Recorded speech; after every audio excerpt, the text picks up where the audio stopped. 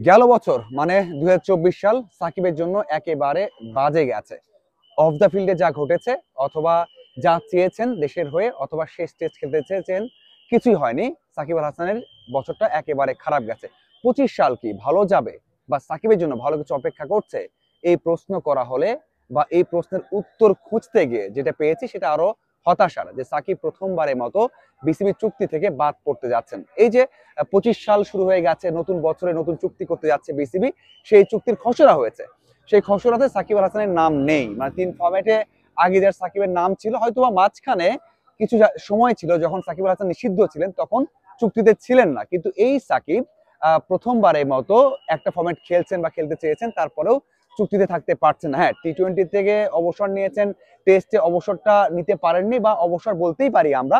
তারপরেও এই যে ওয়ানডেতে খেলছেন, বা ওয়ানডেতে এখনো অবসর নেননি, চ্যাম্পিয়ন্স ট্রফির জন্য নিজেকে ওপেন রেখেছেন, সেই সময়টাতে সাকিব আল হাসান এই সংবাদটা শুনবেন যে ঘোষণা করা হয়েছে বিসিবি, সেখানে সাকিব আল হাসান থাকছেন না কেন্দ্রীয় চুক্তিতে। এটা হয়তো যখন ঘোষণা হবে সেটা আরো বেশি ক্লিয়ার হওয়া যাবে, আরো বেশি ফাইনাল হওয়া যাবে। তবে যেই নামটা গেছে, যে তালিকাটা গেছে, সেখানে সাকিব আল হাসানের নাম নেই। প্রথমবারের মতো, হয়তোবা শেষবারের মতো বিসিবির কোন তালিকা থেকে একবারে বাদ পড়তে যাচ্ছেন সাকিব আল হাসান। এই যে বছরের শুরুতে সাকিব আল হাসানের জন্য হয়তোবা আরো একটা খারাপ খবর অপেক্ষা করছে। আরেকটা বিষয়ে কথা বলতে চাই, যে সাকিব আল হাসান চ্যাম্পিয়ন্স ট্রফি খেলবেন কি খেলবেন না, এখন পর্যন্ত যে খবর, সেখানে সাকিব আল হাসান থাকছেন না চ্যাম্পিয়ন্স ট্রফিতেও। এবং সবচেয়ে বড় বিষয় হচ্ছে, এই মাসে 12 তারিখের মধ্যে একটা খসড়া দল দিতে হবে বিসিবি কে আইসিসির কাছে, এবং সেই তালিকাতেও কিন্তু সাকিবের নাম নেই। সেই দিক থেকে বলতে পারি যে সাকিব খেলছেন না, সেটা চূড়ান্ত হয়ে গেছে। হয়তোবা ওই যে ঘোষণার আগ পর্যন্ত আমরা বলতে পারি না যে সাকিব নেই, সেটাই বলতে হচ্ছে, যদি কিন্তু রাখতে হচ্ছে। বাট আপনি নিশ্চিত ভাবেই বলতে পারেন বা নিশ্চিত থাকতে পারেন যে সাকিব চ্যাম্পিয়ন্স ট্রফিতে থাকছেন না। এখন আসা যাক যে এই কন্ট্রাক্টের লিস্টটা করা হয়েছে বা চুক্তির লিস্টটা করা হয়েছে, সেখানে কি পরিবর্তন হতে পারে। খুব একটা পরিবর্তন হবে না, কারণ বাংলাদেশের খুব বেশি তারকা নেই, খুব বেশি চেঞ্জ হবে তেমনটা কিন্তু নেই। তবে কিছু জায়গায় চেঞ্জ তো অবশ্যই হবে। কিছু যারা 3 ফরম্যাটে ছিলেন তারা হয়তো 2 ফরম্যাটে আসবেন, কেউ 1 ফরম্যাটে ছিলেন 2 ফরম্যাটে যাবেন, তেমনটা হতে পারে মিরাজের ক্ষেত্রে।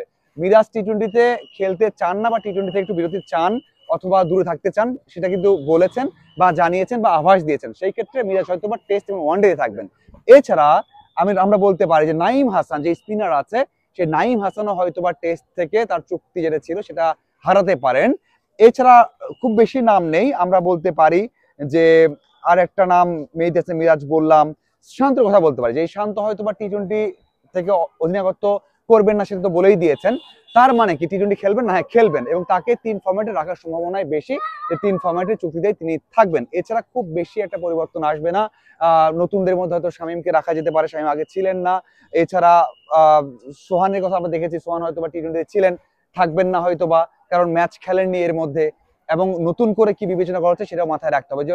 তবে যে লিস্টটা আছে সেখানে আমরা বলতেই পারি যে এরকম ছোট ছোট পরিবর্তনগুলো আমরা দেখতে পারি। এছাড়া খুব একটা বড় পরিবর্তন আর থাকবে না। বাকি যারা ছিলেন তারাই হয়তোবা থাকবেন। সাকিব আল হাসান, শান্ত, মিরাজ, এরকম 2-1টা চেঞ্জ আমরা দেখতে পারি। শান্তর চেঞ্জটা হবে না।